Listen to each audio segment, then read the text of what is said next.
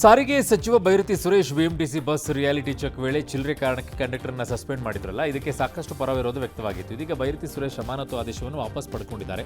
ಚಿಲ್ಲರೆ ನೆಪದಲ್ಲಿ ಪ್ರಯಾಣಿಕರ ಶೋಷಣೆ ಎಲ್ಲ ಸರಿಯಲ್ಲ ಅಂತ ಸೂಚನೆಯನ್ನು ಕೊಟ್ಟಿದ್ದಾರೆ. ದೆಹಲಿಯ ನೀಟ್ ದಂಗೆ ಮಾದರಿಯಲ್ಲಿ ಮಧ್ಯಪ್ರದೇಶದ ಭೋಪಾಲ್ನಲ್ಲಿ ಅನ್ನದಾತರು ದಂಗೆ ಎದ್ದಿದ್ದಾರೆ. ಹೆಸರು ಬೆಳೆಗೆ ಕನಿಷ್ಠ ಬೆಂಬಲ ಬೆಲೆಗೆ ಆಗ್ರಹಿಸಿ ರಸ್ತೆಗಿಳಿದಿದ್ದಾರೆ. 100% ಸರ್ಕಾರಿ ಖರೀದಿ ಆಗಬೇಕು, ರಸಗೊಬ್ಬರ ವಿತರಣೆ ಸರಿಯಾಗಬೇಕು ಅಂತೆಲ್ಲ ಆಗ್ರಹಿಸಿದ್ದಾರೆ. ಅಯೋಧ್ಯೆ ರಾಮ ಮಂದಿರ ದೇಣಿಗೆ ಲೂಟಿ ಖಂಡಿಸಿ ಸಮಾಜವಾದಿ ಪಕ್ಷದ ಸಂಸದರು ಇವತ್ತು ಸಂಸತ್ ಭವನದ ಮಕರ ದ್ವಾರದಲ್ಲಿ ಪ್ರತಿಭಟನೆ ಮಾಡಿದರು. ಅಯೋಧ್ಯೆ ಉದ್ಘಾಟನೆ ಆದಾಗಲೇ ಇವರು ಯಾರಿಗೂ ಇಂಟ್ರೆಸ್ಟ್ ಇರಲಾರ್ದವ್ರಿಗೆ ಈಗ ಯಾಕೆ ಇಂಟ್ರೆಸ್ಟ್ ಬಂತಿವ್ರಿ?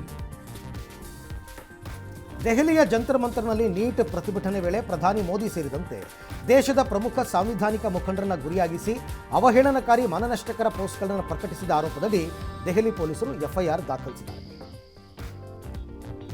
ಕಳೆದ ವರ್ಷ ಅಹಮದಾಬಾದ್ನಲ್ಲಿ 260 ಜನರ ಸಾವಿಗೆ ಕಾರಣವಾಗಿತ್ತಲ್ಲ ಏರ್ ಇಂಡಿಯಾ ವಿಮಾನ ಅಪಘಾತದ ತನಿಖೆ ಅಂತಿಮ ಹಂತ ತಲುಪಿದೆ. ವಿಮಾನದ ಫ್ಯೂಯಲ್ ಕಂಟ್ರೋಲ್ ಸ್ವಿಚ್ ಲಾಕಿಂಗ್ ವ್ಯವಸ್ಥೆಯಲ್ಲಿ ಯಾವುದೇ ತಾಂತ್ರಿಕ ದೋಷ ಕಂಡು ಬಂದಿಲ್ಲ ಅಂತ ಕೇಂದ್ರ ನಾಗರಿಕ ವಿಮಾನಯಾನ ಸಚಿವಾಲಯ ಹೇಳಿದೆ. ಹಾಗಿದ್ದಾಗ ಏನು ಕಾರಣ?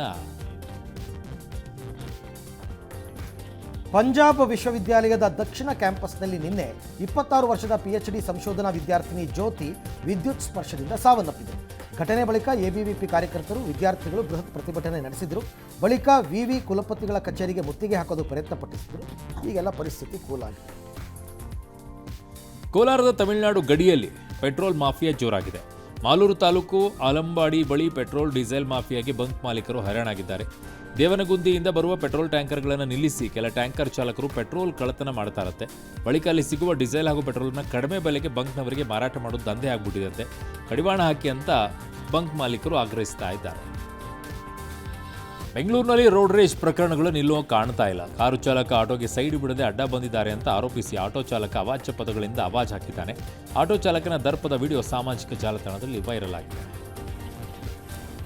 ಇಂದು ಗುರುಪೂರ್ಣಿಮೆ ಹಿನ್ನೆಲೆಯಲ್ಲಿ ಮಂತ್ರಾಲಯ ರಾಯರ ಮಠದಲ್ಲಿ ವಿಶೇಷ ಪೂಜೆ ಸಲ್ಲಿಸಲಾಯಿತು.